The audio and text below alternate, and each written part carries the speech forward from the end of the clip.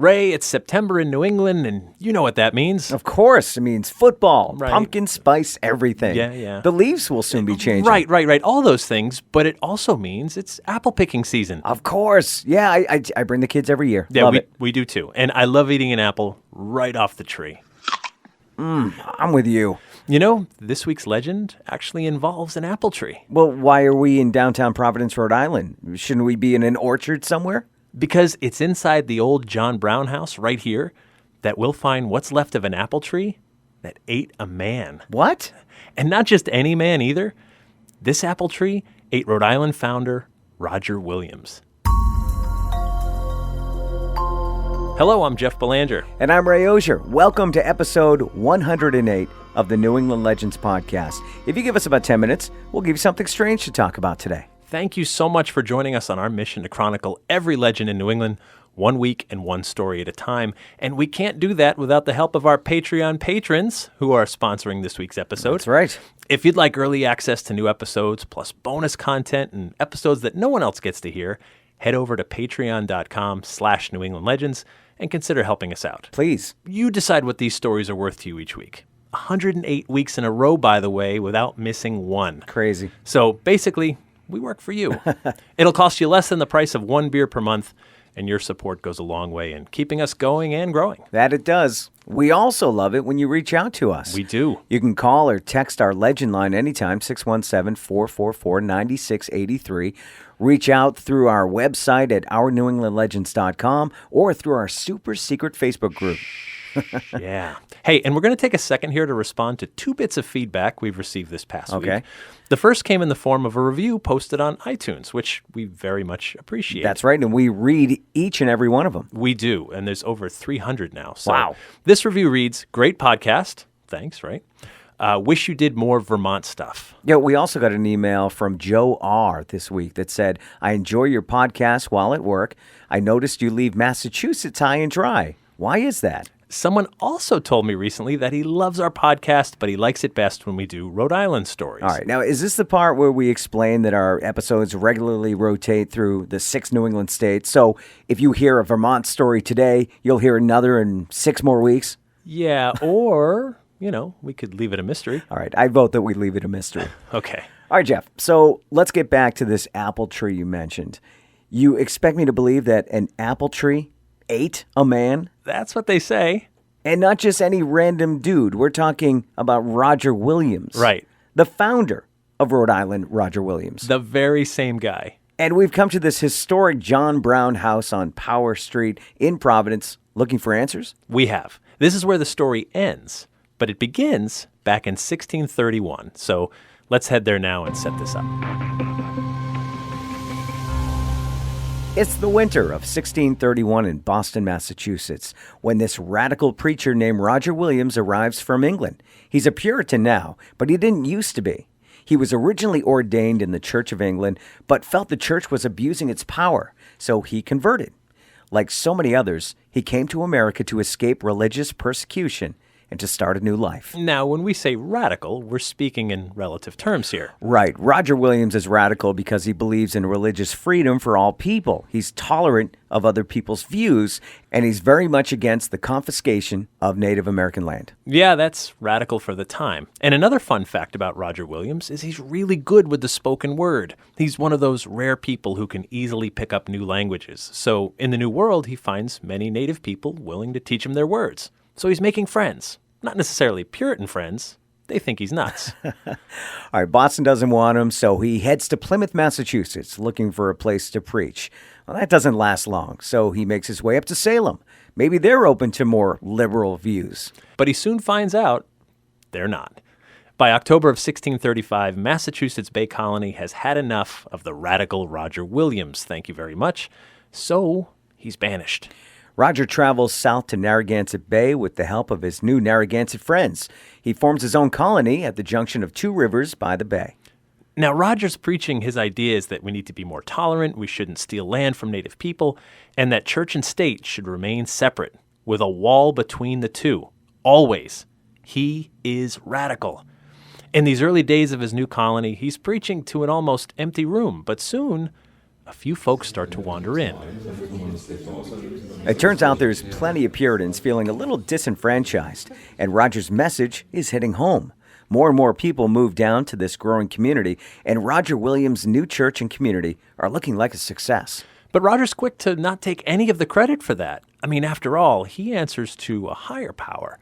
He views the success of this community as God shining down his good grace. And that's when Roger Williams thinks of the perfect name for his town. Providence. In the summer of 1643, Roger makes the trip to England to obtain a charter for his settlement. The charter for the Providence plantations in Narragansett Bay is approved. And now, Roger Williams is legit. In Providence, Roger Williams founds America's first Baptist church. He edits the first written dictionary of Native American languages. He serves as governor of the colony from 1654 to 1658, and he continues to preach his ideas of the sovereignty of native lands. But one radical preacher can only do so much. As the decades pass, New England is growing so fast that tensions with native peoples only gets worse. By the time King Philip's War erupts in the region in 1675, Roger's now an old man, and he's brokenhearted at the atrocities happening all around him. Roger lived to see most of Rhode Island burn during the war, and he lived to see much of it rebuilt. Okay. By the time he passes away, around 1683, he's a somewhat forgotten figure in the region. He's already a distant memory to the people of the colony. Roger is buried in his family plot in Providence without too much fanfare, and would have been forgotten if something peculiar didn't happen almost around a century later. Something that would change everything. And that something would be the American Revolution. You see, these smart guys are sitting around a room and they're looking for good ideas to put into these new documents called the United States Constitution and the Bill of Rights. The early framers loved Roger Williams' ideas about a wall of separation between the church and state. Suddenly, Roger Williams is elevated from an almost forgotten figure to an example of an early patriot with the right ideas. He's considered the founder of Rhode Island, and he influenced the founding documents of a new country. That's not bad. Not bad at all. Though Roger's been dead for 100 years, his legend just got a shot in the arm.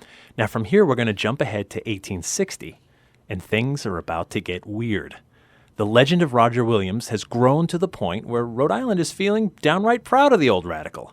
So some folks figured it's high time he receive a proper memorial. So on March 22nd, people from the community go searching for Roger Williams' resting place. Williams was buried in a family plot on his property.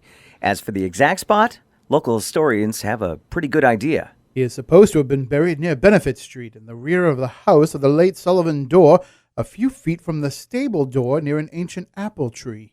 This spot is now covered by the finished cap of a heavy stone pillar. That is pretty clear. The folks intend to exhume his body and move it to a more appropriate place where the public can pay their respects to the founder of Rhode Island. So, they dig. They soon get down to the coffin of Roger Williams. They open the lid. And they're shocked by what they see. A singular incident was discovered on uncovering the bottom of Roger Williams' grave. The root of an apple tree had turned out of its way to enter it at the head. Following the position of the body to the thighs, it divided and followed each leg to the feet, tender fibers shooting out in various directions. By nature's prompting, it had sought and taken up the chemical deposits of the body and turned them into blossoms and fruit.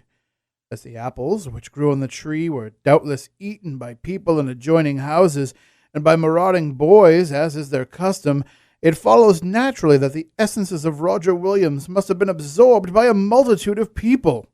The conundrum has been propounded by various local philosophers who ate Roger Williams. I think I'm going to be sick. I know. So what do the local historians do with the remains of Roger Williams? Well, they're not one to miss an opportunity, so they gather up the bones, and they gather up the apple tree root and bring them back to the Rhode Island Historical Society. And that will bring us back to today. So here we are at the John Brown House Museum, the same John Brown for which Brown University is named, and we're going inside to see one of the most gnarly historic displays in the world. All right, so this is kind of awesome. Yeah. Now, there's a coffin-shaped display case, and Right. inside is a root maybe about 5 feet long that starts as one piece at the top and then splits to two about 1/3 of the way down. So these are the roots of the tree that ate the remains of Rhode Island founder Roger Williams? Yeah, that's what they say. Wow. The old newspaper accounts claim the roots sought out the nutrients in the rotting corpse of Roger Williams. In a way, eating him. So the founder of our nation's smallest state has had one strange afterlife. The smallest state, but the longest name of all the U.S. states, though it's rarely used, the official name is still, to this day, State of Rhode Island and Providence Plantations. That's right. And who knows how many people ate the apples that grew from that tree by Roger's grave. So in a way, Roger Williams is a part of all of us. How do you like them apples? I like them a lot, Jeff. If you enjoy our podcast each week, please consider posting a review of our show on Apple Podcasts and tell a friend or two about us. It really helps a lot. We're getting story ideas from you guys all the time now, and Yeah. we love that. We do. Please keep them coming. We're always looking into new, strange, but true tales from New England, like this one about the tree that ate Roger Williams. And so you don't think we're taking too many liberties with the story, those descriptions of the exhuming of Roger were taken right from newspaper accounts. All the news that's fit to print. Right. We'd like to thank Tim Weisberg for lending his voice acting talents this week, and our theme music is by John Judd. Until next time, remember, the bizarre is closer than you think.